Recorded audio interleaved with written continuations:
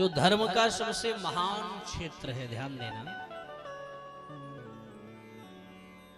जहां गंगा और यमुना का संगम हुआ, ऐसा कौन सा स्थान है? प्रयाग। मालूम है? नहीं? जहां प्रतिवर्ष हम लोग स्नान करने जाते हैं।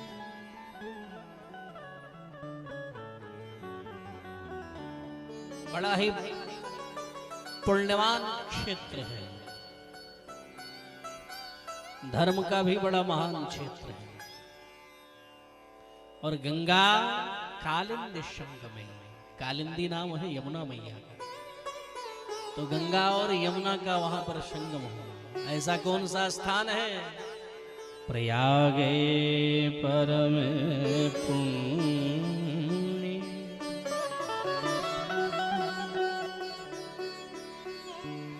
जो ब्रह्मलोक का मार्ग है मेरी मां,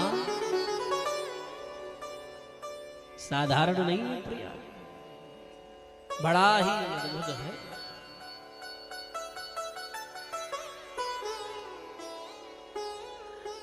प्रयाग की महिमा कहां तक गाई जाए?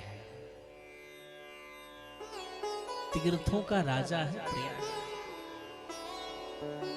और एक बार उस संगम में अगर डुबकी लग जाए ना, तो जन्म जन्मांतर के, कल्प कल्पांतर के, युग युगांतर के जो भी हमारे पाप ताप संताप हैं, सब जल करके भस्म हो जाते हैं। इसलिए हमारी माताएं बहनें भी, हमारे भाई लोग भी वहां पर पहुंच करके सुंदर तरीके से स्नान करते हैं और दान भी करते हैं। क्योंकि जब किसी घाट पर जाकर के स्नान करो, ध्यान देना, तो वहां पर दान करना बड़ा आवश्यक है। ये हमारे आपके लिए नहीं है, शास्त्रोक्त नियम है। और हम लोग तो वहां पंडा को देख करके हमारा दिमाग खराब हो जाता है। जो पंडा ने हमें समझाया महाराज कुछ दान हो जाए, अब स्नान हो गया, सो क्रोध चढ़ जाता है, ये लूटेगा। तो ये लूटेगा, ये जो मानसिकता हमारी है, इसका परित्याग कर दो। वो लूटेगा नहीं, उसका कर्म होगा। और जिस व्यक्ति का जो कर्म होता है, व्यक्ति को वही कार्य करना चाहिए। भगवान राम ने तो स्वयं दान किया है स्नान करने के। और कहते हैं कि जब किसी स्थान, गंगा हो, यमुना हो, सरयू हो, अगर हम स्नान करें किसी घाट पर, तो वहां बैठे पंडा पुजारी को हमें कुछ ना कुछ दान करना चाहिए, बहुत जरूरी है। वहां पर क्रोध नहीं करना चाहिए।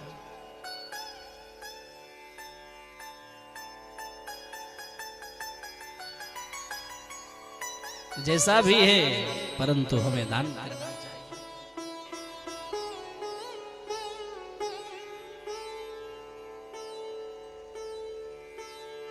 और अगर हम गंगा जी में स्नान करने, तो फिर कहना क्या है हमारा?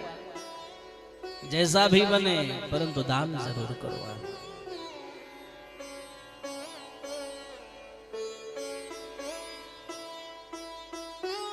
जिसका जो कर्म है वो कर रहा है, उस पर हम टिप्पणी नहीं कर सकते, कमेंट नहीं कर सकते कि ये बड़े बेकार, ये सब लूटने वाले लोग, ऐसा नहीं कर सकते।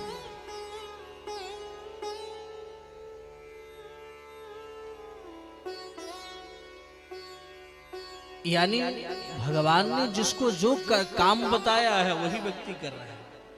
अगर उस कार्य से कोई अगर भटका है समाज में, तो केवल हमारी मानव जाति भटक गई।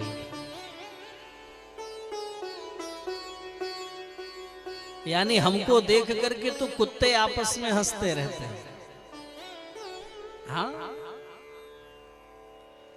जब हमारे भाई भाई में झगड़ा होता है, नहीं परिवार में, नहीं पड़ोसियों से, जब हम आपस में लड़ते हैं छोटी छोटी बातों के लिए, तो कुत्ता हमें देख करके हंसता है कि जय हो प्रभु। अब बताओ हम कहाँ जाएं? हंसता भी है और दुखी भी होता है। कि ये लड़ाई करना तो हमारा काम था, ये हमारा कर्म भी मानव जाति ने छीन लिया है, क्योंकि छोटी छोटी बातों के लिए लड़ाई कौन करता है। और वही परिस्थिति हमारी है। अरे यही नहीं मारा, हमको देख करके गधा भी जो है परेशान रहता है कि बताइए भार ढोना हमारा काम था, लेकिन मानव जाति के लोगों ने हमसे भी छीन लिया। छीन लिया नहीं छीन लिया? बोले क्यों महाराज? बोले जो कार्य हमारा था वो कार्य अब ये लोग करने लगे तो हमसे क्या मतलब। और यही नहीं, हमको देख करके बिडबराह भी परेशान होता है। बिडबराह, बिडबराह सुअर को बोलते हैं। किसको बोलते हैं? सुअर को। तो सुअर कहता है महाराज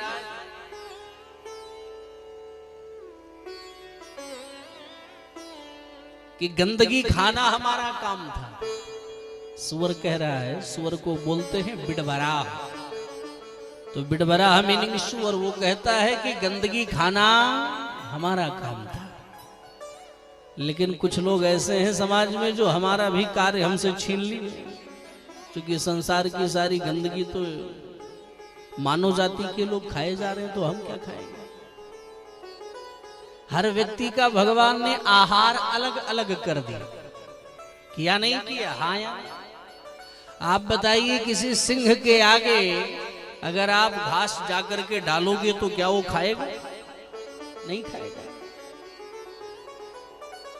क्योंकि उसका आहार मात्र सत्यवार्ता परान्मुखा। ए मेरे भाई जरा गौर करना शब्दों पर, कितनी प्यारी बात कह दी कि हे प्रभु सूत जी महाराज, प्राप्ते कलियुगे घोरे नरः पुण्य विवर्जिता। बोले त्रिकाल संध्याहीन ब्रह्मबोध विवर्जिता, यानी वो भी संध्या से हीन उनका जीवन हो गया। उनको कभी संध्या करते आप नहीं देखे कि माला उठाकर गायत्री मंत्र का जाप करते देखे। दूसरे को सुबह से लेकर शाम तक वो ज्ञान बताएगा, महाराज ऐसा नहीं ऐसा है, ऐसा नहीं ऐसा है, ऐसा नहीं वैसा है, तुम गलत करते हो। लेकिन ब्राह्मण और ब्राह्मण ही आपस में लड़ाई कर बैठते हैं। इनको आपने ज्यादा कैसे दे दिया, हमको कैसे कम कर दिया। उनकी भी मानसिकता बदल रही है, तो उनका भी तो पतन ही होगा, ऐसे ब्राह्मण का भी पतन है। हमें एक घटना याद है कि एक बार एक सेठ जी ने दो ब्राह्मणों को बुलाया। तो ब्राह्मण जब वहां पहुंचे तो एक ब्राह्मण नहाने के लिए चला गया, दूसरा बैठा था। तो सेठ जी ने कहा, महाराज जिस प्रकार से आप विद्वान हैं ऐसे आपके मित्र भी विद्वान होंगे जो नहाने गए। बोले काहे का विद्वान? बोले फिर? बोले बैल है पूरा। क्या बोले? बैल है। अच्छा महाराज। और जब वो आ गए तो जब दूसरे ब्राह्मण देवता नहाने गए तो फिर पूछा क्यों? जैसे आप महाराज पढ़े लिखे विद्वान हो ऐसे आपके मित्र भी विद्वान होंगे जो नहाने गए। बोले काहे का विद्वान? बोले मतलब? बोले गधा है। अच्छा। और जब दोनों ब्राह्मण स्नान ध्यान करके चंदन तिलक लगा करके भोजन पर बैठे तो सेठ जी ने क्या किया, एक ब्राह्मण के आगे घास रख दिया थाली में और एक के आगे भूसा रख दिया। ब्राह्मण उठकर खड़े, सेठ जी ये क्या अपमान है भाई ब्राह्मणों का? तुझे मालूम नहीं है हमें अपमान करने के लिए ब्राह्मणों को तुमने बुलाया है? सावधान हो जाओ, तुम्हें मालूम है कि हम कौन? सेठ जी ने कहा सरकार परिचय आप ही लोगों से मिला था। बोले मतलब?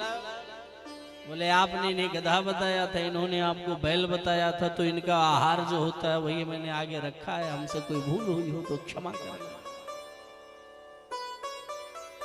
तो त्रिकाल संध्याहीन ब्रह्म बोध विवर्जिता, इसलिए ब्राह्मण भी लोभी हो जाए। और जब क्षत्रियों की बात आई, बचा हे अढ़नपुर निवासियों, मैं आपसे तो निवेदन करना चाहूंगा क्या कि जो भी भक्त भक्ति और भाव से केवल शिव महापुराण के एक अथवा आधे श्लोक का भी पाठ कर ले, वह समस्त पापों से मुक्त हो जाएगा। इसकी गारंटी हम आपसे आपको दे रहे हैं।